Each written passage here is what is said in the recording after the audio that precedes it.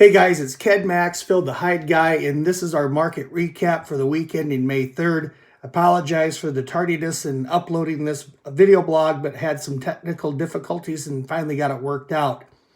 Last week started with not really a whole lot of surprises. Packers offer lists were visibly more populated. Many hides for sale. Reports of many of the Packers initiating phone calls to some of their old friends, asking them about where they were or where their orders are at. How come we don't see on our outstanding list as often as we'd like to? So lots and lots of the usual activity from people that need to sell hides. That said, all of the hides offered are for prompt shipment. We've been talking about that for a while.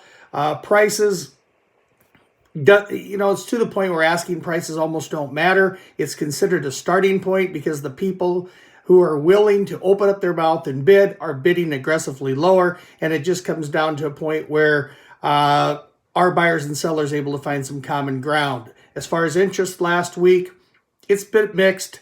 Was told that some guys are saying they had some decent activity. Other guys have said that they really didn't have a whole lot. So again, not much different than what we've seen the past 2-3 weeks. It just seems like, it's kind of a revolving door. Everybody's getting their opportunity. But even if you have a good week, then the next 2-3 weeks, there's nothing behind it. So I'm going to call last week's sales relatively minimal. Prices anywhere from $1 to $2 lower. Of course, numerous accusations of Packers selling direct at levels well below their asking prices. So it is, it's a market where you have to be careful trying to decipher what's a rumor and what's actually the truth. Cowhide's really no different than what we saw in the big Packer area. Lots of offers, visibly more populated. Guys out trying to hawk for shipments, sales, pushing the best they can.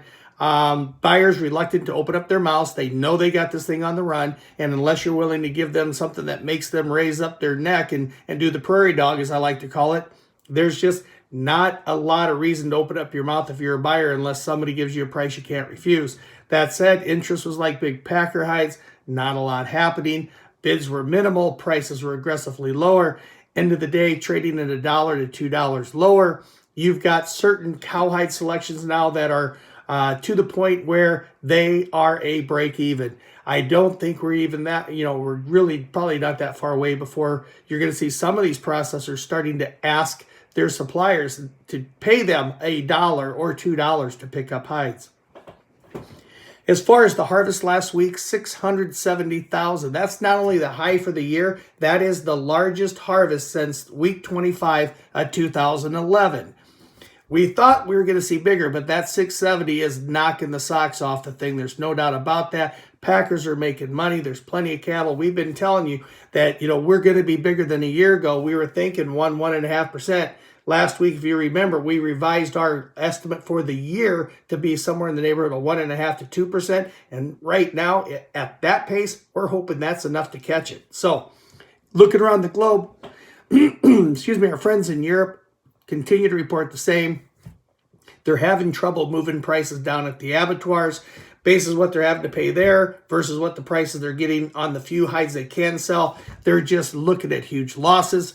To show you how difficult it is for sales in Europe, some of the hides that are never on the market, they're always sold chilled direct to tanners, are being wet blued, they're being wet salted, they're being offered in Asia. That's a telltale sign. Those guys have hides to sell like everybody else, and this market's going lower in Europe. Already got lower prices. In fact, we had such a wide range of prices reported, trying to be respectful to those willing to share. We've got some price ranges that I've as wide as I've ever seen in my nearly 20 years of doing this. So again, it depends on who you're buying from, how many you're buying, when you're going to ship them. So both prices could be right, but they're seeing the same thing in Europe that we've been seeing in the States.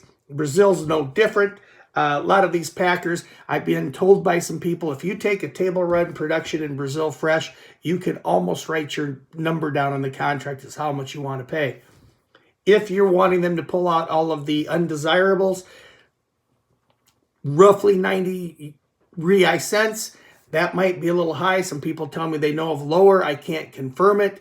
Wet blue sales at 50 cents on straight run TR1s. If you're able to take some 3s and 4s and 5s, you could probably get lower prices, but they could load them. They can ship them whenever you want to send in the money because they've got them. It's no different than anywhere else in the world.